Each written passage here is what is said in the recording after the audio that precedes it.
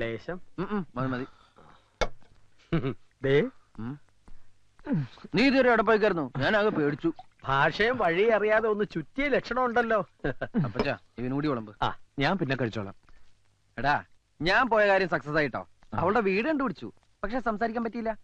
അവള് വെട്ടിക്കൊണ്ട പന്നിയുടെ സ്പീഡിൽ വണ്ടി കയറി പോണ കണ്ടു. അല്ല നിനക്കെന്താ പറ്റി? പറയുടെ എന്തുണ്ടായേ? ഇന്ന് രാവിലെ ഇവിടുന്ന് കുറച്ചങ്ങോട്ട് നടന്നപ്പോ ഒരാൾക്കൂട്ടം, ഒരു സ്ത്രീ വണ്ടി ഇടിച്ച് കിടക്കുന്നു. ആണോ? എവിടെയായിട്ട്? എന്ത് ജംഗ്ഷനാ? Majestic junction. കുറച്ച് പ്രായമുള്ള സ്ത്രീയാ. ദൈവമേ, എന്റെ വണ്ടിയാണല്ലോ ഇടിച്ചത്. എന്നാ ആരെങ്കിലും അവരെ ആശുപത്രിയിൽ എത്തിക്കാൻ നോക്കണ്ടേ? അതുമില്ല. ഞാൻ അങ്ങ് ചൂടായി. അന്നേരം എല്ലാവരും പോയി. ഒടുവിൽ ഞാൻ അവരെ ആശുപത്രിയിൽ എത്തിച്ചത്. ആ വണ്ടി ഓടിച്ച് അവൻ അങ്ങനെ എന്റെ കൈ കിട്ടി അവന്റെ ചെപ്പ അടിച്ച് പൊട്ടിക്കും ഞാൻ. അങ്ങനെ നിർത്താതെ പോയെങ്കിൽ അവന്റെ ഒടുക്കത്തെ പോക്കാത്. കർത്താവ് അവന്റെ തല ഇടുത്തി വീഴണേ. അപ്പച്ച അങ്ങനെ പ്രാകരുത്. അവന്റെ സാഹചര്യം കൂടി നമ്മൾ മനസ്സിലാക്കണമല്ലോ. എന്തിന്? ഒരു പക്ഷെ അവൻ ആ വണ്ടി അവിടെ നിർത്തിയാല് നാട്ടുകാരെടുത്തിട്ട് പോശില്ലെന്ന് എന്താണ് ഉറപ്പ്? ചെയ്ത കുറ്റത്തിന് ശിക്ഷ കിട്ടിയേ പറ്റൂ. അവനെ പേപ്പട്ടി അടിക്കും. അപ്പച്ച നമ്മൾ രണ്ടു വശവും ചിന്തിക്കണം. പറ്റില്ല. നിർത്ത്. നീ എന്തിനാ എത്ര ഇമോഷണൽ ആവുന്നേ? നിന്റെ പറച്ചിൽ കേട്ടാ തോന്നുന്നു നീ അച്ഛൻ ഇടിച്ചതെന്ന്. ഏയ് ഞാനല്ല. പിന്നെന്തിനാണ് തർക്കിക്കുന്നത്? പോടാ.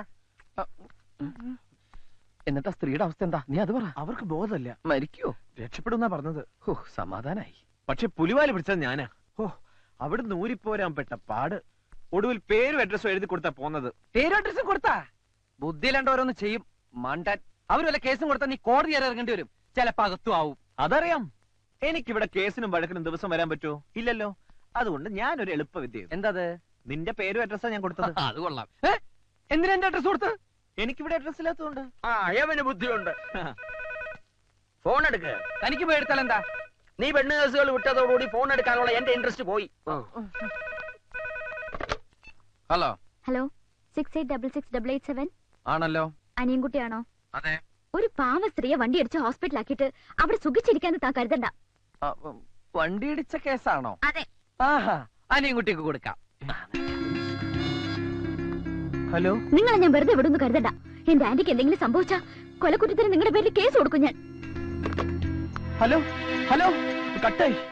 എന്ത് പറഞ്ഞു? അവള് കൊലക്കുറ്റത്തിന് കേസ് കൊടുക്കുന്നു. എന്നാൽ ഉടനെ നീ ആശുപത്രി ചെന്ന് നിന്റെ യഥാർത്ഥ പേരെഴുതി കൊടുക്ക്. എനിക്ക് കേസ് നടത്താനൊന്നും സമയമില്ല. ഇല്ലെങ്കിൽ ഞാൻ നിന്റെ പേര് കേസ് കൊടുക്കും. എടാ ഞാൻ പറയുന്നത് നീ ഒന്നും പറയണ്ട. ഒന്ന് നിർത്തുന്നുണ്ടോ രണ്ടാളും? ഒരു വണ്ടി ഇടിച്ചതിന്റെ പേരിലല്ലേ ഇത്രയും പ്രശ്നം? എന്റെ ഗീവർഗീസ് പുണ്യാളാ. ആ വണ്ടി ഓടിച്ചോണ്ട് പോയവനെ മൂർഖം പാമ്പ് കടിച്ച് ആശുപത്രി കൊണ്ടുപോണ വഴിക്ക് വണ്ടിയും കൂടി ഇടിച്ച് ചാവണേ. വിഷമിക്കണ്ടടാ, ഞാൻ പ്രാവിയാ ഫലിക്കും.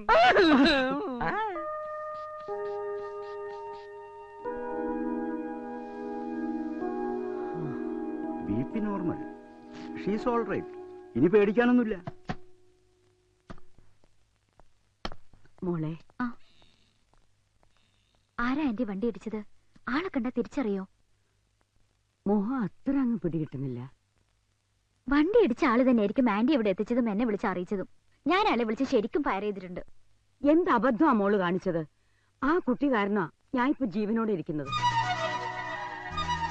ആരും തിരിഞ്ഞു നോക്കാതെ പോയപ്പോ എന്നെ ഹോസ്പിറ്റലിൽ എത്തിക്കാൻ ആ കുട്ടി കാണിച്ച ധൈര്യവും സ്നേഹവും സ്വന്തക്കാര് പോലും കാണിക്കില്ല. നന്ദി പറയേണ്ടടുത്ത് ചീത്ത വിളിക്കുക. Sorry aunty. സോറി എന്നോടല്ല, ആ കുട്ടിയോടാണ് പറയേണ്ടത്.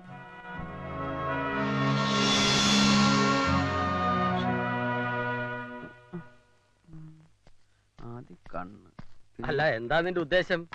ഞാൻ എന്റെ പപ്പിയുടെ പടം വരയ്ക്കുന്നതിനെ കുറിച്ച് ആലോചിക്കുക. അതിനെ നിനക്ക് പടം വരയ്ക്കാൻ അറിയോ? ഇല്ല. ഇതിനു മുമ്പ് വരച്ചിട്ടുണ്ടോ? ഇല്ലേ ഇല്ല. പിന്നെ എങ്ങനെ വരയ്ക്കും? അതല്ലേ എങ്ങനെ ഒരു ചിത്രം വരയ്ക്കാം എന്നതിനെ പറ്റി ആലോചിക്കുന്നത്. അനിയൻകുട്ടി, ഈ കൊലക്കുറ്റത്തിന് എന്താ ശിക്ഷ? ചുരുങ്ങിയതൊരു 10 വർഷം. അപരാധി എവിടെയോ സന്തോഷിച്ച് നടക്കുമ്പോ നിരപരാധി ശിക്ഷയും കാത്ത് കിടക്കുന്നു. പാവം. ആ വണ്ടി ഇടിച്ചവന്റെ തല പൊട്ടിത്തെറിക്കണേ എന്റെ പുണ്യാള.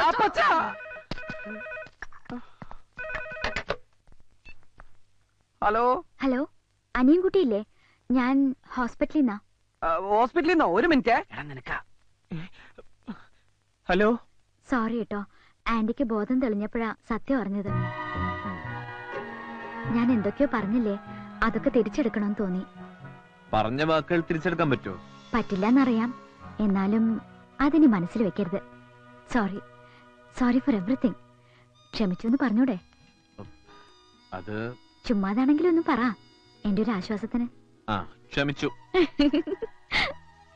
എന്താ ചിരിച്ചത്? ഒരാത്മാർത്ഥതയില്ലാത്ത പറച്ചില് കേട്ട് ചിരിച്ചതാ. അത് പിന്നെ പെട്ടെന്ന് വിളിച്ച സോറി പറഞ്ഞപ്പോ വിശ്വസിക്കാൻ പറ്റുന്നില്ല, അതുകൊണ്ടാ. ഞാൻ ക്ഷമിച്ചു.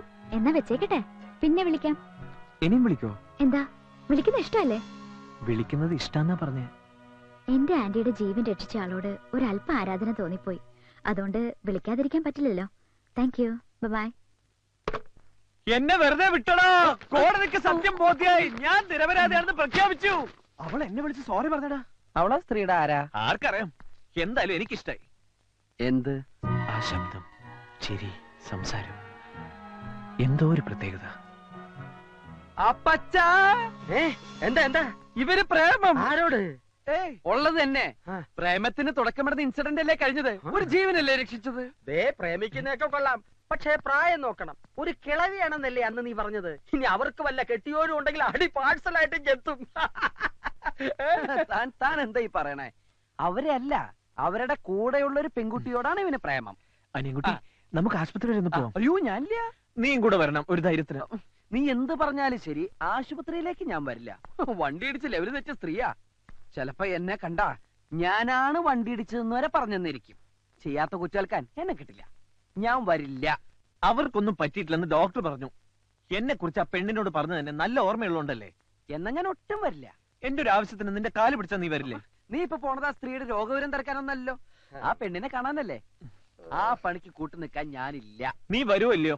എടാ എന്താ? നിർത്ത്. ഇനി തർക്കിച്ച് സമയം കളയണ്ട. നിന്റെ കൂട്ടുകാരന് വേണ്ടിയല്ലേ. മനസാക്ഷി ഉണ്ടെങ്കിൽ പോ. അപ്പൊ പോടാ.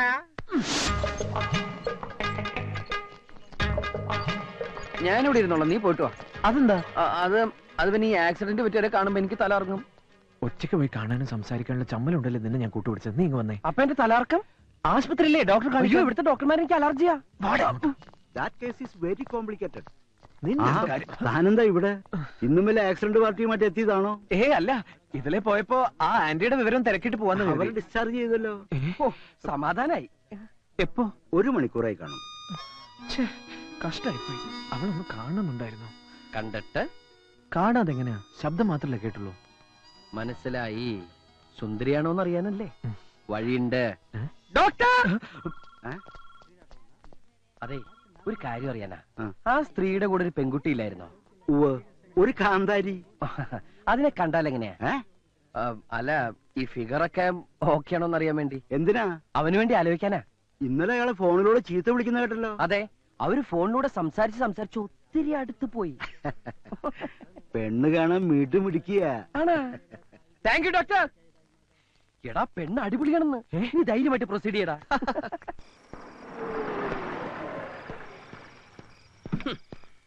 രണ്ടുപേരും കൂടെ കറങ്ങി നടന്നോ? ആ കേസ് വീണ്ടും കുത്തിപ്പൊക്കാനുള്ള പരിപാടിയാ. എന്റെ കർത്താവേ, ആക്സിഡന്റിന്റെ പേരിൽ എന്തൊക്കെ അനുഭവിക്കേണ്ടി വരുമോ ആവോ. ആ വണ്ടി ഇടിച്ചവന് അയാളെങ്ങനെ പ്രാകരുത്. എന്റെ കരുനാക്കാ, നോയിക്കോ. കേസ് കുത്തിപ്പൊക്കാനെന്ന് ആരാ പറഞ്ഞത്? അതുകൊണ്ടല്ലേ അവള് നിരന്തരം വിളിക്കുന്നത്. അനിയൻകുട്ടിയുണ്ടോ, അനിയൻകുട്ടിയുണ്ടോ, അനിയൻകുട്ടിയുണ്ടോ. അതിന് എന്നെ എന്തിനാ ഇങ്ങനെ വിളിക്കുന്നത്? എന്റെ പേരെന്ന് പറഞ്ഞ് നിന്റെ പേരല്ലേ ഞാൻ അവിടെ എഴുതി കൊടുത്തത്. ഓ, ഞാനത് മറന്നു. പിന്നൊരു കാര്യം, ഇനിയെങ്കിലും നിന്റെ യഥാർത്ഥ പേര് പറഞ്ഞേക്ക്. പെട്ടെന്ന് മാറ്റി പറഞ്ഞാൽ ഞാനൊരു ഫ്രോഡാണെന്ന് അവൾ തെറ്റിദ്ധരിച്ചാലോ? തൽക്കാലം ഇങ്ങനെ തന്നെ ഇരിക്കട്ടെ. ഞങ്ങളൊന്ന് അടുത്ത് കഴിഞ്ഞിട്ട് പറയാം. അപ്പൊ പെണ്ണ് വിളിച്ചത് കേസിന്റെ കാര്യത്തിനല്ലേ? നീയും വറുത്തോണ്ടിരിക്കുന്നതിനിടയിൽ ഞാൻ തെറി പറഞ്ഞോന്നൊരു ഡൗട്ടുണ്ട്. തട്ടിക്കളയും ഞാൻ. കണ്ട അവൾക്ക് വേണ്ടി നമ്മളെ തട്ടിക്കളയാനും മടിക്കില്ലവർ. ആ പെണ്ണായിരിക്കും.